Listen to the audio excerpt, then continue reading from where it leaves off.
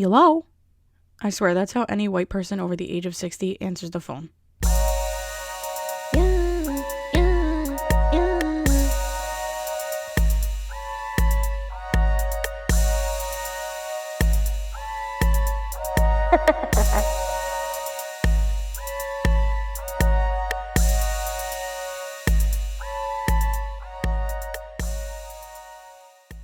It's episode 3, cousins. Episode trace. Episode trois in French. I just Googled it, and I was going to say twas because it's spelled T-R-O-I-S. Yes, but that's how you say it, trois. So we are in episode 3, and I'm so happy because it's like a double feature this week because I wanted to catch up with everything, and I got a lot of fun stuff to talk about. So as a child, I never played Monopoly because that game just looked annoying to me. It just looked like too much was going on, and it looked extremely difficult.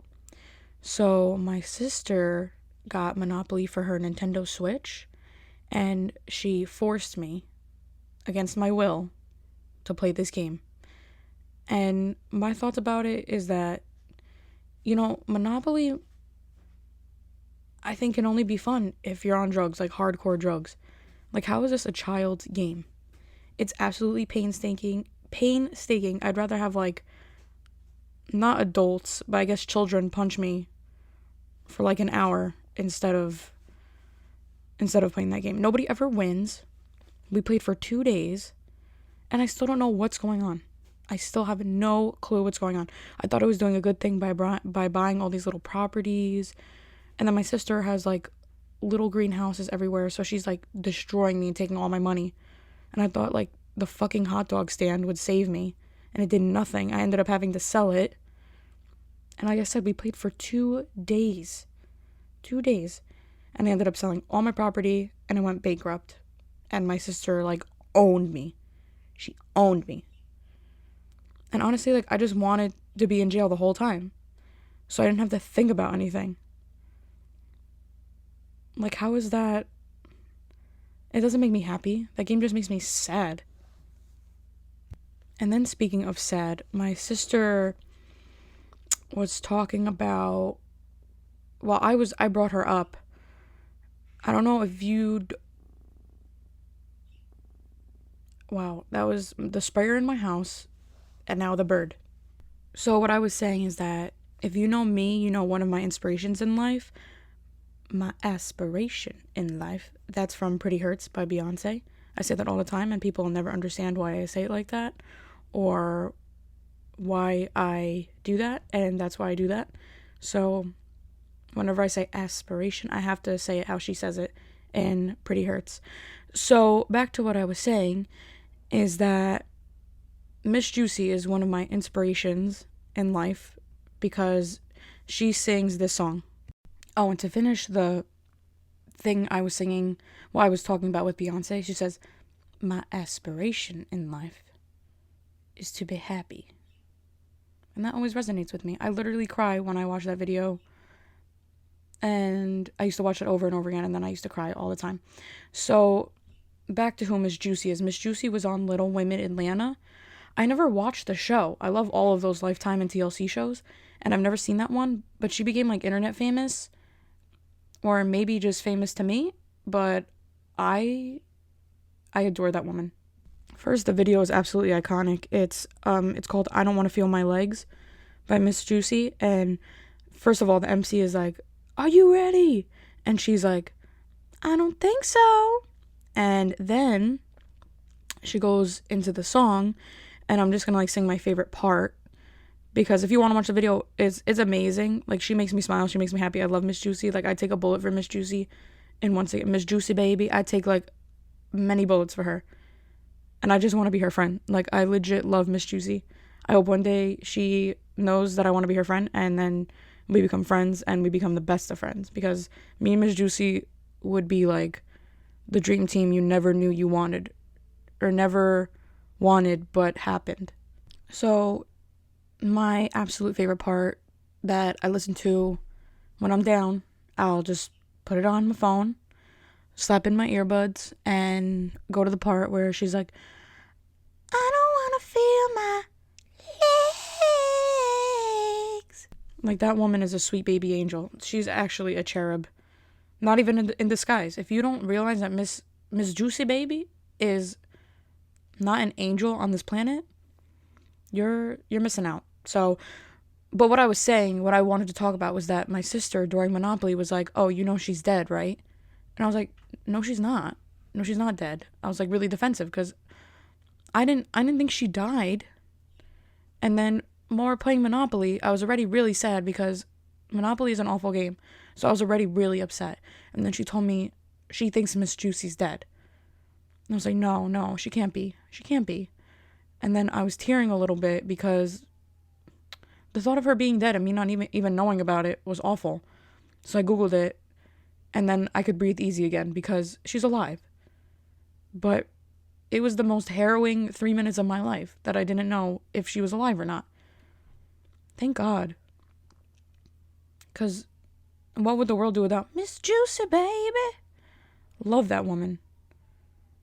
I would have like literally ran into my room and just cried for hours if that would have happened, to be honest with you. I'm not even lying. And then my sister said, "I'm sorry, I got confused with somebody else." How do you get anybody confused with Miss Juicy Baby? So after Monopoly, we were looking for something to watch. And then we came across this Scientology show with Leah Remini, which we used to watch a few years ago. But we watched it when it first came out. And I remember me and my sister would watch it nonstop. And my dad would be like, "Can you turn that shit off?" Not because he didn't like it, but because we would watch it all the time. Literally, anytime the TV was on, we were watching Leah Remini, the Scientology story, something like that. And me and my sister were looking for something to watch, and then we came across it. And then we found out there's 3 seasons. It just ended last year. So we have like 30 episodes to watch. And we went from Monopoly to the next opoly of Scientology. It doesn't have a P in it, but that's fine. You get what I'm trying to say here. So we were watching that, and you know how Miss Juicy is one of my inspirations? Miss Juicy Baby. She's one of my inspirations.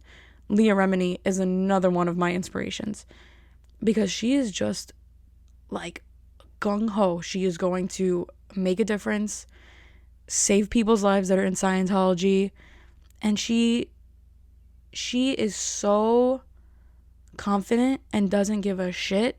She's gonna go out there and she's gonna do what's right, and she doesn't care what anybody has to say about it. And I really respect that woman. She goes out there and she had nothing to gain from doing the show. Like, she already has an established career. You know, if anything, it could hurt her personally because these Scientologist people, it's a cult and they don't play any games. Like, I know, and I'm telling you, in their facilities, they must have photos of her everywhere, like wanted, reward. They definitely have like a bounty on that woman, I'm telling you, because she is just exposing them. She is exposing them. And she's like, they were driving around and it was like a chase because there were like a whole bunch of people like following her because the Scientologist had PIs on her, and they were following her, and she was like, why you have your phone out? Why you have your phone out? Put your phone down. I'm going to call the police. I'm going to call the police. And they found out that these people work for like their private investigating companies. I don't know what they actually work for, but and I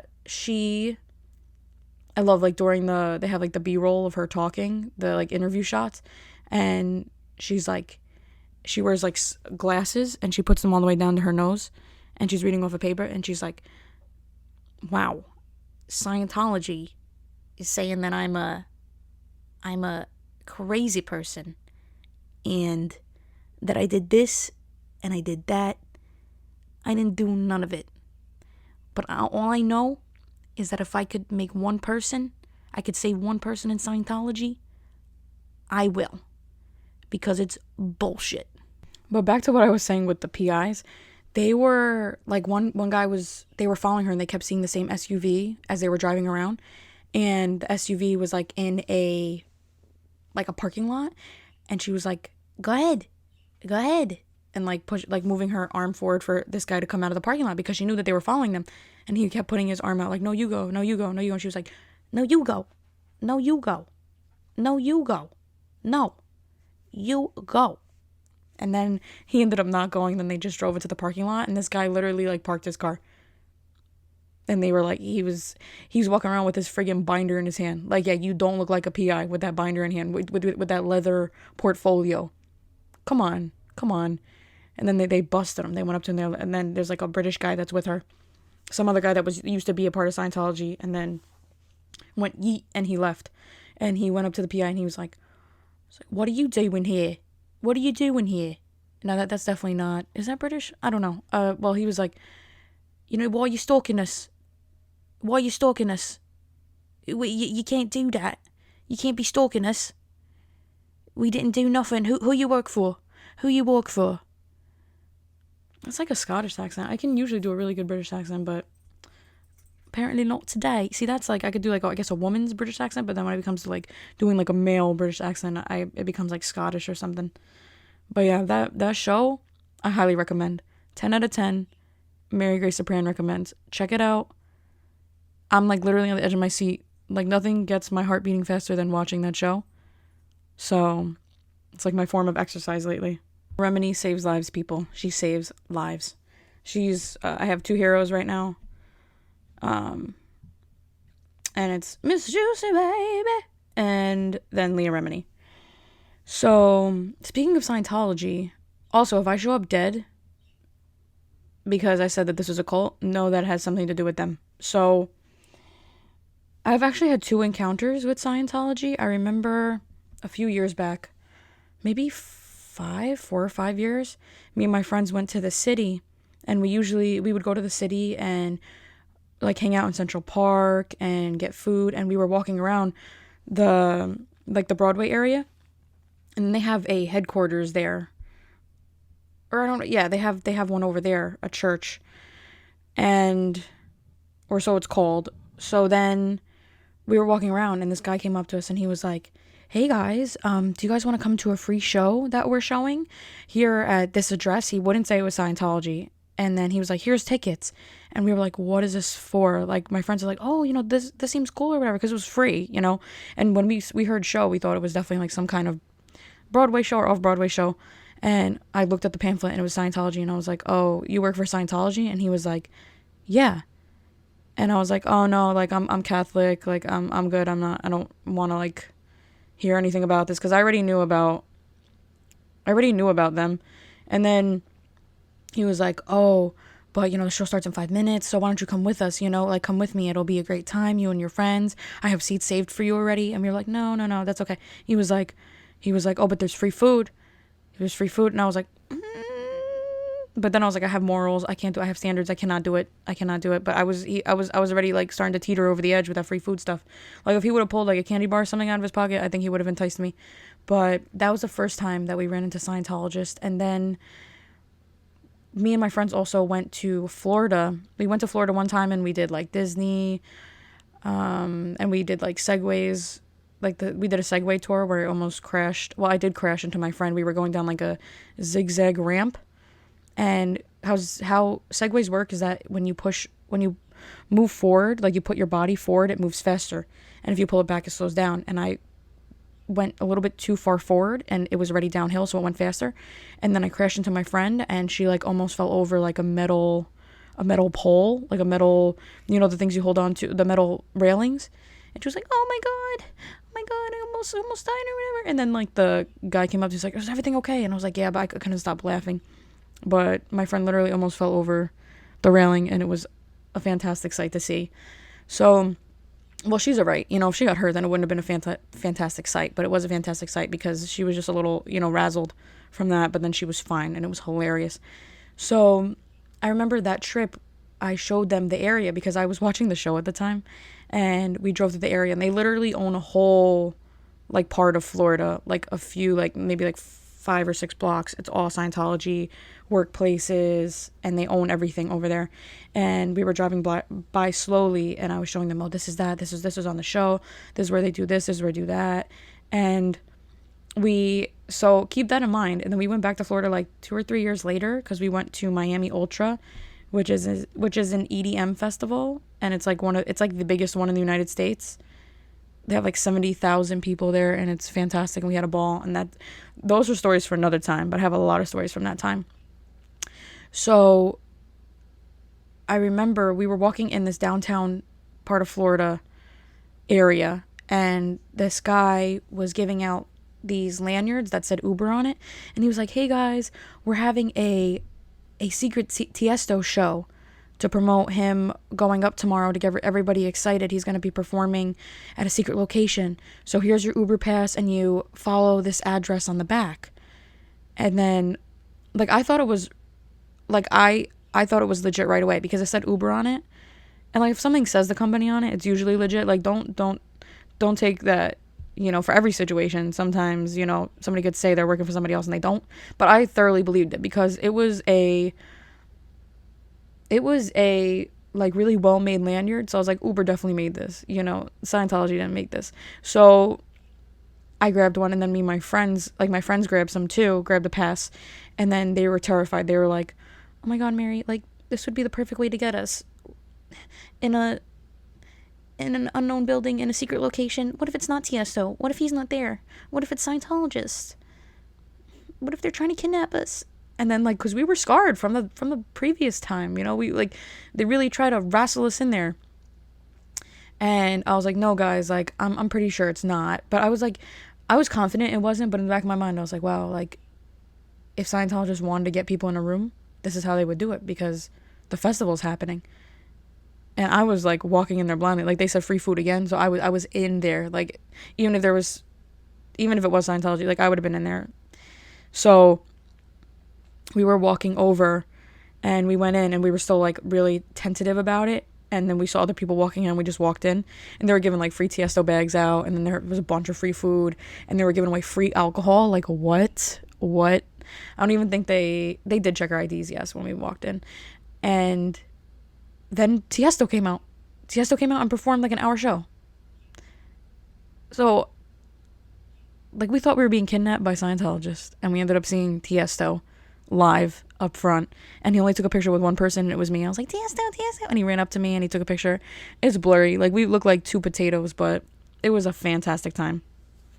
And my last topic is sugar daddies. Like, how many times am I gonna get a friend request or a message from a sugar daddy? I don't want it. I don't want to be your sugar baby. Does it say in my bio that I want to be a sugar baby? No. I don't want you to pay my rent. I don't have rent. I don't want you to pay for my house. I don't want you to pay for my car. I don't want you to pay for my plane flight. And it's like, I literally get these all the time. And I look at these guys' profiles, and it's like, I will give you, and it's like, definitely, it's like spaced out wrong. And it says, like, I will give you 4,000, it's like 4.00K. It's like ridiculous. A week to be my sugar baby. It's like, the grammar is weird. And I look at the photos, and they're like blurry stock photos. Like, who are you? And why do you want to be my sugar daddy? I do remember in high school, though, I would tell people, like, if I'm going to be a sugar baby ever, it's going to be with a Mormon. Because with them, it's no sex until marriage. So then they would just be paying me to be a friend. And I remember I would advise people in high school, like, if you're going to be a sugar baby with a Mormon. Like, who was I telling people that information?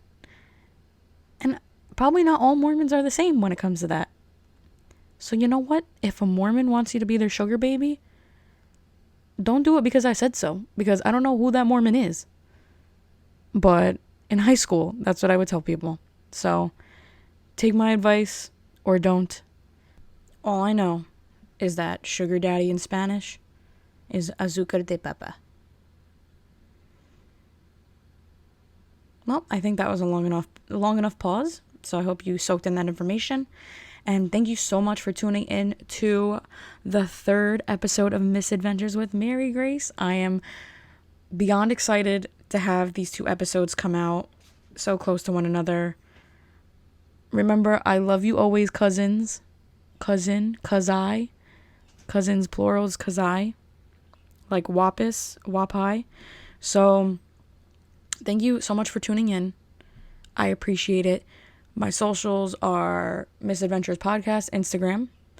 It's just Misadventures Podcast. My Instagram, my personal Instagram is Mary Grace Zapran, CZAPRAN. My Twitter is Mary G Zapran. My YouTube, my personal YouTube is just Mary Grace Zapran. And if you want to listen to the podcast on YouTube, it is Misadventures with Mary Grace on YouTube. You could type in podcast, it might come up that way too. But was that the dog? But yeah, so check them all out. Message me, DM me. If you're a sugar daddy, don't DM me. But if you have questions, you have feedback, let your girl know. I would love to hear it. Thank you for tuning in, and I can't wait for next week. Have a great weekend. Love you guys.